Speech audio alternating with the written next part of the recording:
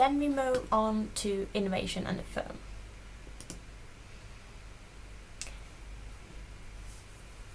So when you look at a firm, if it is a technical firm, could be engaged in some kind of innovation development.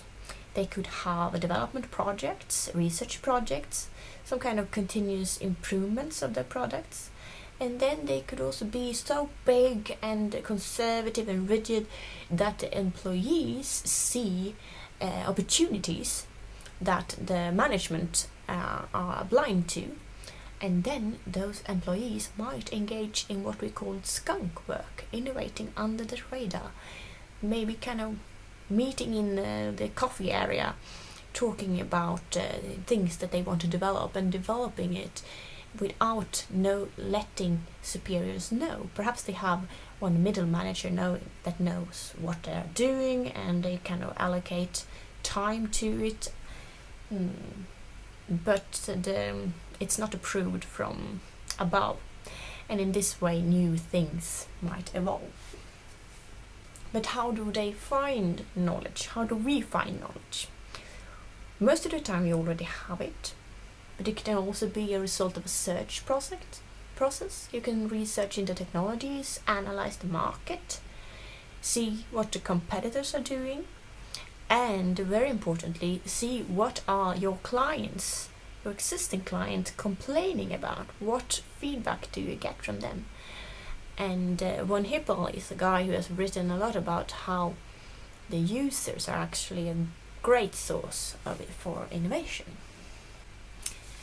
But when you have something new, when do you then enter the market? You can be a first mover, as you say, or a fast second mover, or a late mover. So the first mover, the advantage of that is to get brand loyalty and technology leadership.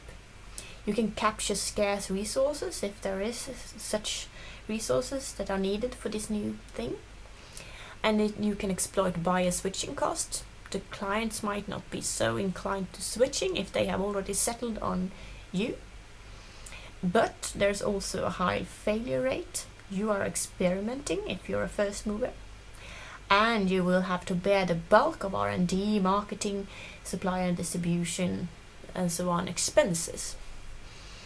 You will be the one letting the market know that this new product is available. And that might be expensive. Or it can be a fast second mover. That means you enter just before the dominant design is set. And some people argue that this is actually the best strategy, because then you get to partake in setting the dominant design, and you experience lower failure rates, and you can rewrite history to appear to have been first when the actual first mover is put out of business.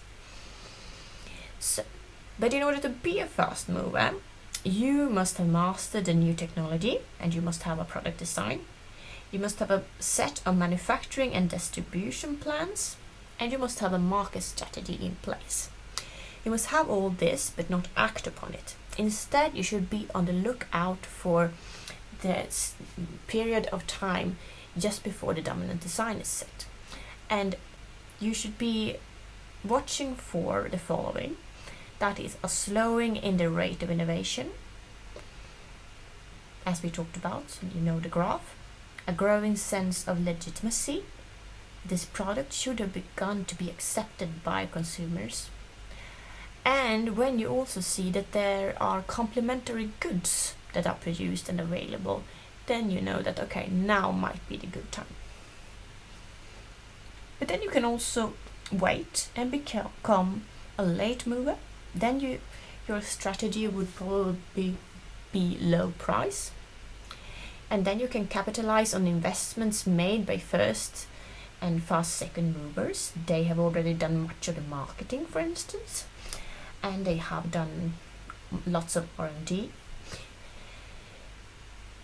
So you can adopt newer and more efficient production processes, while the first movers are stuck with earlier technologies. So you will have the advantage of knowing what the product looks like, and therefore you will be able to set up more efficient production processes. and get a lower price, which might attract clients. And then we have something called competitive advantage. How do you get a competitive advantage over your competitors, the other firms that try to sell similar or the same thing? And you could have a product or service differentiation. You can have a new product or a new service.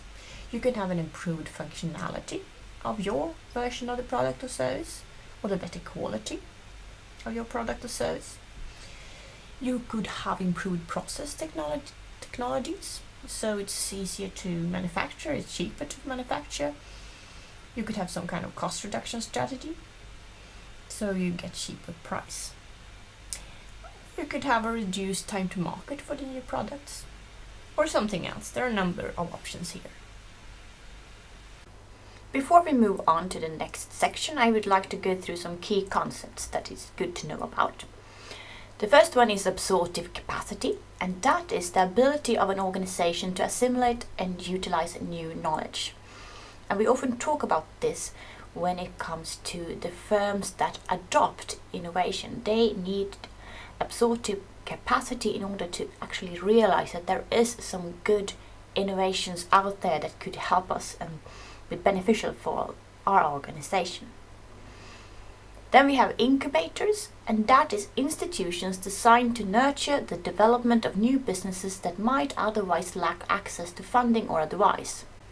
One such institution here in Uppsala is UU Innovation, that helps researchers create businesses based on their academic research.